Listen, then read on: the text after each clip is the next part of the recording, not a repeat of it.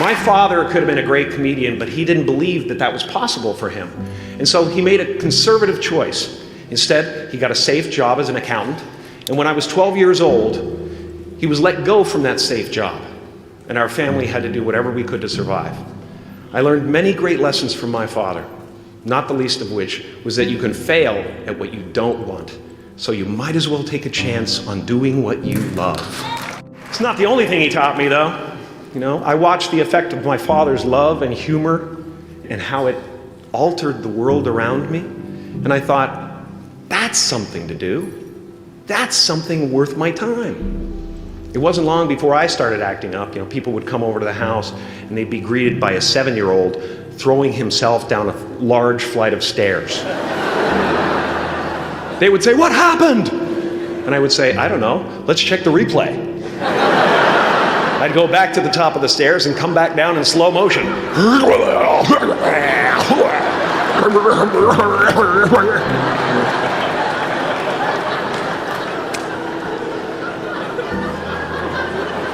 It was a very strange household.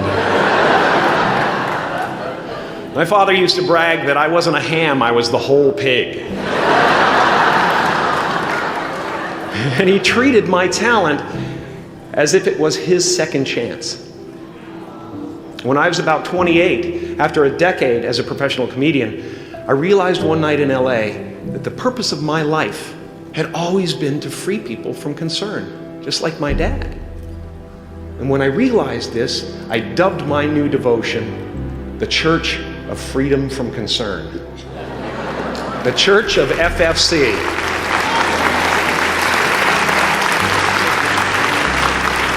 And I dedicated myself to that ministry. What's yours? How will you serve the world? What do they need that your talent can provide? That's all you have to figure out. As someone who's done what you're about to go and do, I can tell you from experience, the effect you have on others is the most valuable currency there is. Because everything you gain in life will rot and fall apart, and all that will be left of you is what was in your heart. My choosing to free people from concern got me to the top of a mountain. Look where I am. Look what I get to do. Everywhere I go. I'm going to get emotional because when I tap into this, it really is extraordinary to me. I did something that made people present their best selves to me wherever I go. I've often said that I wished people could realize all their dreams and wealth and fame, and so that they could see that it's not where you're going to find your sense of completion. Like many of you, I was concerned about going out into the world and doing something bigger than myself, until someone smarter than myself made me realize that there is nothing bigger than myself. Because life doesn't happen to you, it happens for you. How do I know this? I don't, but I'm making sound, and that's the important thing. That's what I'm here to do. Sometimes I think that's the only thing that's important, really, you know? It's just letting each other know we're here, reminding each other that we're part of a larger self. Your job is not to figure out how it's going to happen for you, but to open the door in your head, and when the door opens in real life, just walk through it. And don't worry if you miss your cue, because there's always doors opening. They keep opening. And when I say life doesn't happen to you, it happens for you, I really don't know if that's true.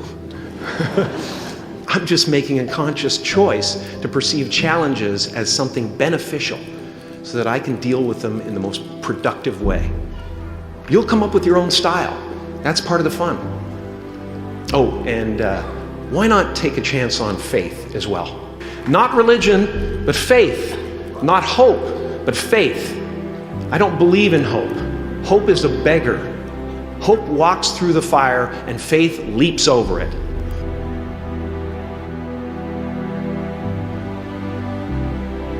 I used to believe that who I was ended at the edge of my skin. That I had been given this little vehicle called a body from which to experience creation. And though I couldn't have asked for a sportier model, it was, after all, a loaner and would have to be returned. Then I learned that everything outside the vehicle was part of me too. And now I drive a convertible.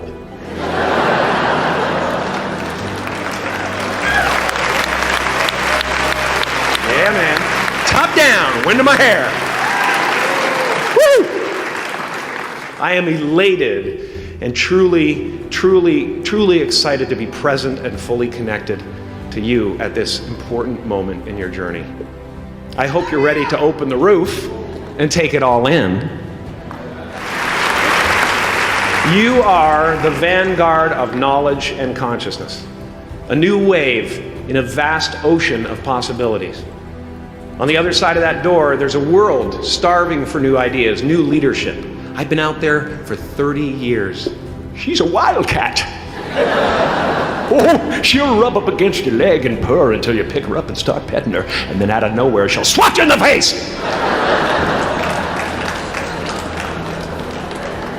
It can be rough out there, but that's okay, because there's soft serve ice cream with sprinkles.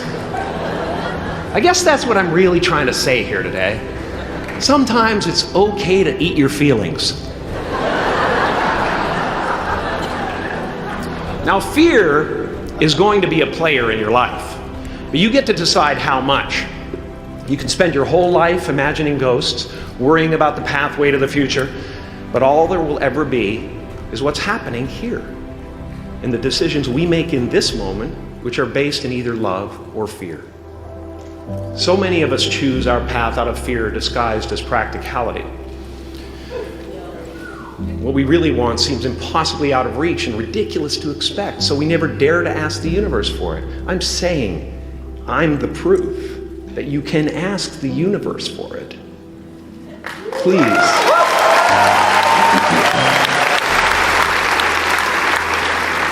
I am at the top of the mountain, and I was, and the only one I hadn't freed was myself, and that's when my search for identity deepened. I wondered who I'd be without my fame. Who would I be if I said things that people didn't want to hear? Or if I defied their expectations of me? And that peace that we're after lies somewhere beyond personality, beyond the perception of others, beyond invention and disguise, even beyond effort itself. You can join the game, fight the wars, play with form all you want, but to find real peace, you have to let the armor go. Your need for acceptance can make you invisible in this world. Don't let anything stand in the way of the light that shines through this form. Risk being seen in all of your glory. My soul is not contained within the limits of my body. My body is contained within the limitlessness of my soul. Now I'm always at the beginning. I have a reset button, and I ride that button constantly. Once that button is functioning in your life, there's no story that the mind could create that will be as compelling. The imagination is always manufacturing scenarios, both good and bad, and the ego tries to keep you trapped in the multiplex of the mind.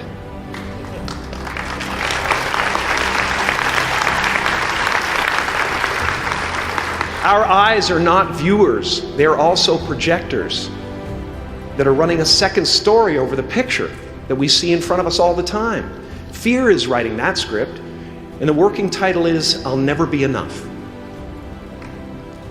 I had a substitute teacher from Ireland in the 2nd grade that told my class during morning prayer that when she wants something, anything at all, she prays for it and promises something in return, and she always gets what she wants. Well, I'm sitting at the back of the classroom, thinking, wow, my family can't afford a bike, So I went home and I prayed for one. And I promised I would recite the rosary every night in exchange. Broke that promise. But 2 weeks later, I got home from school to find a brand new Mustang bike with a banana seat and Easy Rider handlebars. Yeah. From fool to cool. My family informed me that I had won the bike in a raffle that a friend of mine had entered my name in without my knowledge whatsoever. So that type of thing has been happening to me ever since. As far as I can tell, it's just about letting the universe know what you want and working toward it while letting go of how it comes to pass. No matter what you gain, ego will not let you rest. It will tell you that you cannot stop until you've left an indelible mark on the earth, until you've achieved immortality. How tricky is this ego that it would tempt us with the promise of something we already possess? Relax and dream up a good life.